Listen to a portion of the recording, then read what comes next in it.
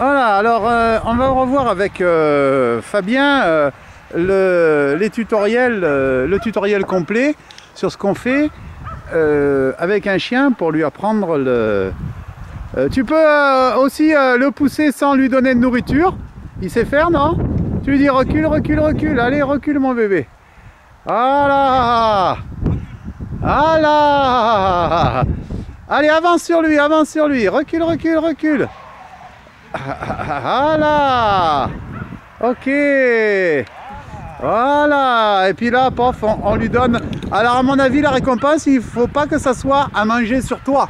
Parce que le chien pense tout de suite à ne pas interrompre son reculé. Il faut que ça soit une balle jetée derrière. Voilà, donc le reculé, et si on lance la balle derrière, le chien va avoir tendance à anticiper ce reculé vers l'arrière. Voilà, donc on va reprendre les étapes qu'on a vues avec Easy. Voilà, donc en premier, on va pousser le chien avec la nourriture dans les deux mains. Voilà, et on va s'assurer qu'il mobilise bien son arrière-main, c'est-à-dire ses postérieurs, sans faire mine de s'asseoir. Et pour ça, il y a deux clés. La première des clés, c'est d'avoir la récompense bas, de façon à ce que le chien ne risque pas de s'asseoir, puisqu'il a la tête qui se baisse. Et la deuxième des choses, c'est qu'on le dirige exactement comme on pilote un véhicule de type chenille, c'est-à-dire qu'on avance la main qui correspond au côté où l'arrière-main du chien est engagée.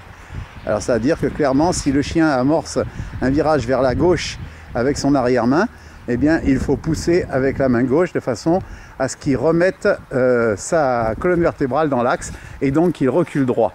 Et ça c'est très important parce qu'on est en train de lui montrer sur le plan moteur comment il doit se comporter, comment il doit agir pour contrôler son arrière-main et pour gérer ce que nous on appelle la remorque, c'est-à-dire tout ce qui est derrière le premier tiers du chien.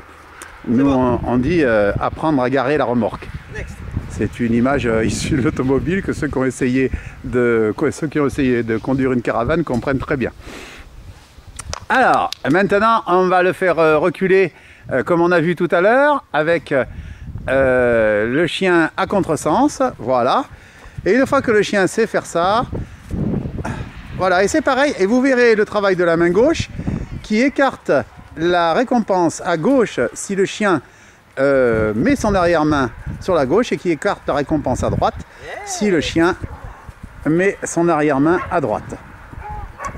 Voilà, quand le chien sait faire ça, on peut commencer à alterner des suivis et des reculés.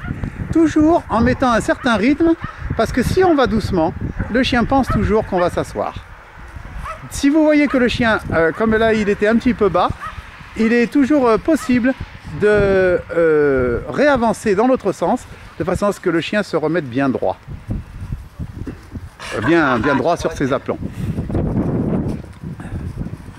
Voilà, quand ça c'est fait, bon, on ne va pas passer à l'étape contre le grillage ou contre un trottoir, comme on l'a montré tout à l'heure, parce que le chien c'est un peu, connaît un peu ses mouvements.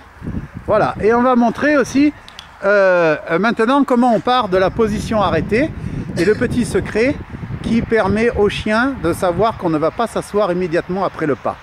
Et ce petit secret, c'est le quart de tour. Voilà. Et si on fait ça, le chien n'a pas tendance à s'asseoir. Voilà. Et il apprend en plus. Alors, quand vous reculez, vous vous apercevrez souvent que votre chien a tendance à envoyer son arrière-main, sa queue, hein, sur votre gauche. Et donc, il est important de tourner dans ce sens-là. Parce que dans l'autre sens, le chien le fera toujours. Mais lui, il a tendance à s'écarter de vous par l'arrière. Et donc, si on fait ça, on agrandit son erreur et on le force à comprendre. Voilà. Et on le force à comprendre comment il doit se comporter avec son arrière-main pour rester dans votre axe. Voilà, là, on exagère un petit peu, hein. Ce qui est important, vous vous rappelez que quand on a appris au chien à faire la suite en marche au pied, On recommande toujours aux gens qui ont le chien qui est un petit peu croisé devant, qui est un petit peu en travers, on leur recommande toujours de travailler sur un cercle et en tournant sur leur gauche. Et bien là, c'est un peu le problème inverse. Quand on recule, eh bien on peut faire un cercle inverse en tournant sur sa droite. Voilà, et de cette façon, le chien va se décroiser.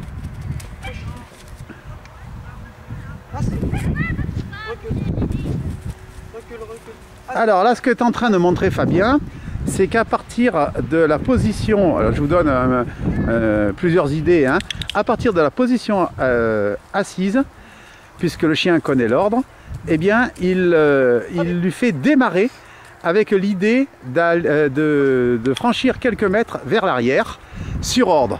Et donc on va voir que le chien instantanément ne fait pas que se lever, il projette son arrière-main vers l'arrière. Et donc il n'a pas tendance à se réasseoir immédiatement.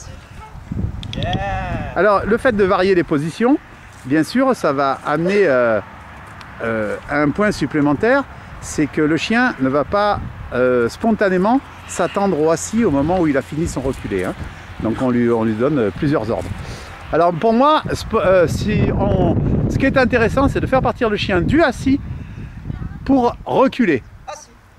Voilà. Voilà. Recule. Et de ne pas le faire asseoir quand il s'arrête. Alors donc on va faire reculer, stop. Assis. Recule. Debout. Voilà. Et là, recule. et là, à mon avis, on est en plein dans l'exercice où on travaille la motricité du chien. Donc je répète, on part assis, on demande recul, on arrête debout, on fait la position assise et on recommence. Voilà. Alors maintenant on peut voir un peu la marche de l'homme ivre, où on demande au chien de te suivre. Alors nous on appelle ça la marche de l'homme ivre, parce qu'en fait ce sont des déplacements avant-arrière. On rajoute habituellement des déplacements sur la droite et sur la gauche, mais là c'est pas très important. Voilà. Mais surtout on va montrer au chien que son maître peut partir vers l'arrière n'importe quand. Voilà. Et que lui doit s'adapter. Et les mouvements vont se faire de plus en plus rapides et le chien va devenir de plus en plus vigilant en disant il ne faut pas que je me fasse avoir. Voilà. Vous voyez qu'il y a un codage. Il lui montre avec son pied droit posé devant qu'en fait la machine va partir en arrière. Et le chien, s'il est codé sur la jambe gauche, il va rester bien au contact. Tu peux nous montrer la même chose dans l'autre sens pour que je vois bien le chien? Voilà, et tu vas bien par là parce que là j'ai un peu de soleil. Ok. Allez, c'est parti, on n'a plus de halo lumineux. Hop là. Alors là, le chien s'est fait prendre et vous voyez qu'il lutte pour revenir dans la bonne position. Voilà, ça c'est juste.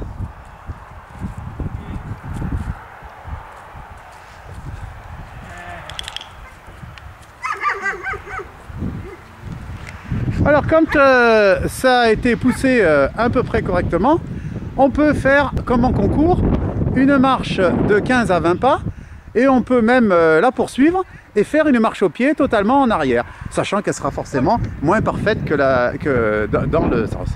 Voilà, alors toi tu gères, hein.